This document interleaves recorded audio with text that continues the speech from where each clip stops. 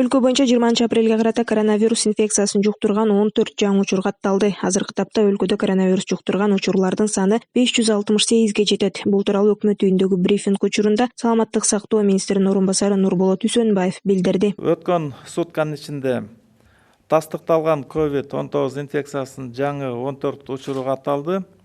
Бул Ош шаарында 4, Жалал Абад областында 3, Бишкек шаарында 4, Нарын областында 1 жана Чүй областында 2 учуру.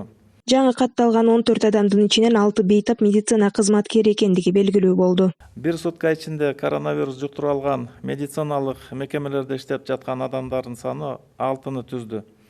Бул Жалал Абад областында 3, Ош шаарында 1, Нарын областында 1 жана Бишкек шаарынан 1 адам.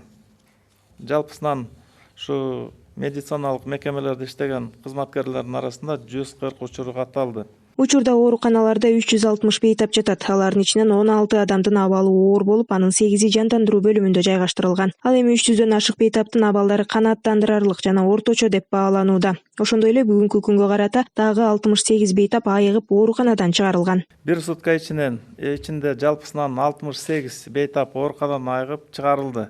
Өткөн бир сутканын ичинде Бишкек шаарынан 10 бейтап, Нарын областынан 1, Баткен областынан 1 бейтап, Ош шаарынан 7, Ош областынан 42, Жалал Абад областынан 7, бардыгы тең кайталап алынган анализдердин терс жыйынтыктары менен бүгүнкү күнү үйлөрүнө кайтышты. Республика боюнча жалпысынан 201 бейтап айыгып, сакайып, ооруканадан чыгарылды. Саламаттык сактоо министринин орун басарынын айтымында 20 апрелге карата коронавирустан 2 адам каза болду. Муну менен өлкө боюнча жалпысынан бул илдеттен 7 адам каза болгон. Эң өкүнүчтүүсү бир сутка ичинде тастыкталган COVID-19 диагнозу менен байланыштуу 2 адам каза болду. Чүй областынан 70 жаштан ашып калган бир аял киши жана Ош шаарынан 79 жаштагы эркек киши. Буларды айта кетсек, Чүй областынан ушул медициналык жардамга кеч кайрылып, жана өзүндө да өнөкөт оорулардан күч алып турган кезде кайрылган экен. Ошо медициналык толук жардам берип, алып калганга жетише албай калдык. Президент Сооронбай Жээнбеков бүгүн 20 апрелде Бишкек шаар мэриясынын өзгөчө абал шартында калктын социалдык жактан айырылуу катмарына жардам көрсөтүү боюнча ишмердиги менен таанышты.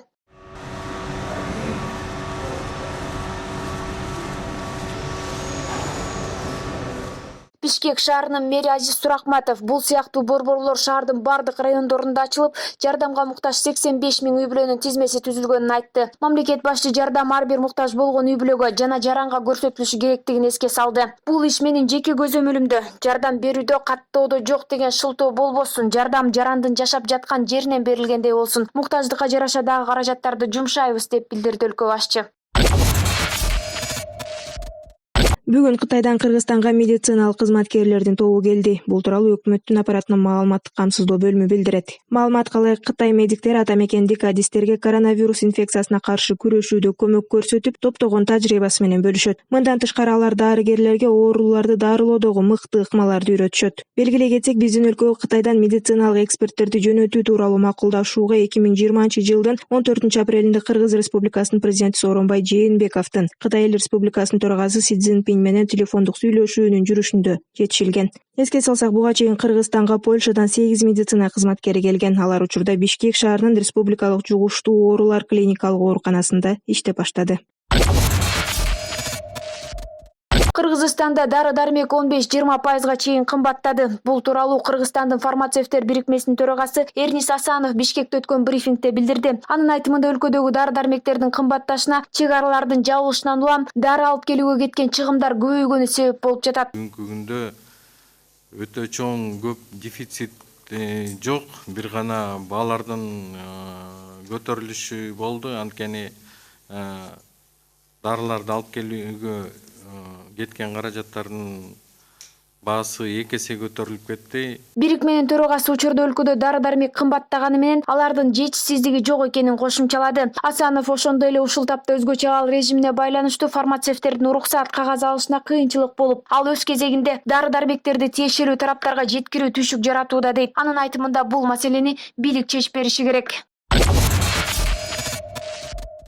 Бишкекте санитардык нормаларды бузуп, велосипед тээп жүргөн жарандардын велосипеддери алынат. Бул тууралуу өкмөт үйүндөгү маалымат жыйынында Бишкек шаарынын коменданты Алмазбек Орозалиев билдирди. Анын айтымында күн жылгандыктан балдарын ээрчитип алып, сейил бактарда сейилдеп жүргөн жарандардын көбөйгөндүгү байкалууда.